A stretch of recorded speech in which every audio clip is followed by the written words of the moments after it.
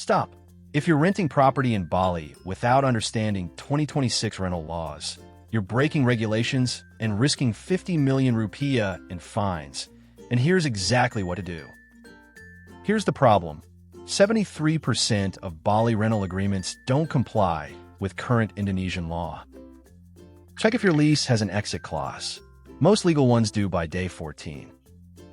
Verify the landlord registered with local authorities within 7 days of signing. Bali property rental laws shifted in 2026.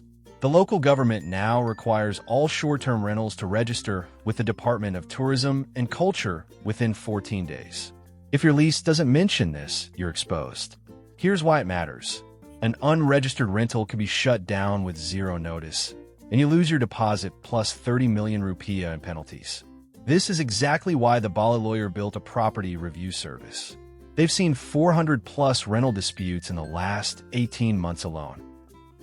Most people fail here. They assume the landlord handled registration. Do not do this. Indonesian rental law puts the burden on both parties. If the landlord didn't file with tourism and culture, you're jointly liable. 68% of rental disputes TheBaliLawyer handles stem from this exact gap. Always request the registration certificate before you pay the first month. Step 2. Verify the lease specifies your rental classification. Indonesian law separates long-term residential leases from short-term tourist rentals, and they have different tax obligations. Your contract must state which type you're in. If it says short-term, confirm the landlord's KITA's foreigner ID and tax number match the registration. TheBaliLawyer reviews Bali rental agreements for 2 million rupiah flat fee and flags these gaps in 48 hours. Step 3. Check if the lease includes a force-majeure clause for government shutdowns. This is important. In 2026, 3 Bali rental markets were suspended for 90 days due to regulatory reviews. Tenants without this clause lost 100% of deposits. TheBaliLawyer negotiates this language into new leases and costs 1.5 million rupiah per document review, including the clause rewrite. Here's the problem. If your lease expires in 2026 and you haven't filed a renewal notice with a landlord 30 days prior, Indonesian law lets them evict you without cause and retain your full security deposit. This happened to 120-plus foreign renters in Bali last year. A single lawsuit costs 5 million rupiah minimum in legal fees. Advanced step, use this exact phrase in your lease renewal negotiation.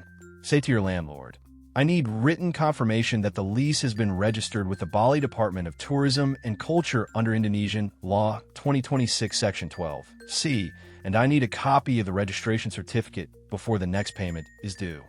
This single sentence forces them to either produce the cert or admit they haven't filed. TheBaliLawyer's team uses this language in 95% of their Bali rental contract rewrites. Request this exact text in your lease. The property is registered with the Bali Department of Tourism and Culture under registration number valid through in accordance with Indonesian Government Regulation 2026. The landlord shall maintain this registration for the duration of the lease term and shall provide the tenant with proof of ongoing registration upon request. Registration certificate must be in the lease by day 14. Force majeure clauses protect your deposit if shutdowns happen. TheBaliLawyer reviews Bali rental leases for 2 million rupiah. If you're renting in Bali, smash like, subscribe, and visit TheBaliLawyer for a rental agreement review. Visit TheBaliLawyer.com.